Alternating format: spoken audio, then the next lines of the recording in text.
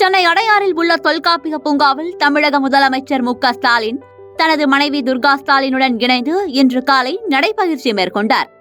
இயற்கை எழில் சூழ்ந்த அந்த பூங்காவில் முதல்வர் அமைதியாக நடைபயிற்சி மேற்கொண்ட வீடியோ காட்சிகள் தற்போது சமூக வலைதளங்களில் வேகமாக பரவி வருகின்றன. இந்த நடைபயிற்சியின் போது முதலமைச்சர் தனது கையில் ஒரு குச்சியை வைத்திருந்தது பொதுமக்களிடையே பெரும் கவனத்தை ஈர்த்துள்ளது. அது என்ன குச்சி, அதன் சிறப்பம்சம் என்ன என்பது குறித்து விரிவாக பார்ப்போம். 70 வயதை கடந்த நிலையிலும் துடிப்புடன் செயல்படும் முதல்வர் ஸ்டாலின் தனது அன்றாட நடைபயிற்சியில் இந்த சிறப்பு வாய்ந்த கருங்காலி குச்சியை பயன்படுத்துவதை வழக்கமாக கொண்டுள்ளார். பூங்கா போன்ற மேடு பள்ளமான பாதைகளில் நடக்கும்போது இது உடலுக்கு தேவையான நிலைத்தன்மையை வழங்குவதோடு தடுமாற்றம் ஏற்படாமல் பாதுகாக்கிறது.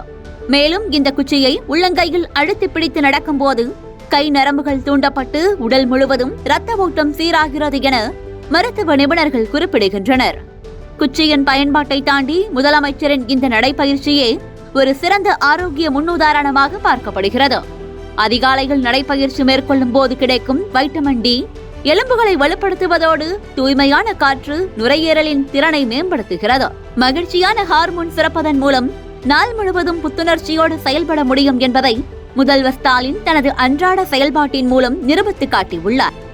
தனியாக நடப்பதை விட முதல்வர் செய்வது போல இணையருடனோ அல்லது நண்பர்களுடனோ இணைந்து நடைபயிற்சி மேற்கொள்வது மன அழுத்தத்தை குறைத்து மன ஆரோக்கியத்தை உறுதி செய்கிறது. நோயற்ற வாழ்வே குறைவற்ற செல்வம்.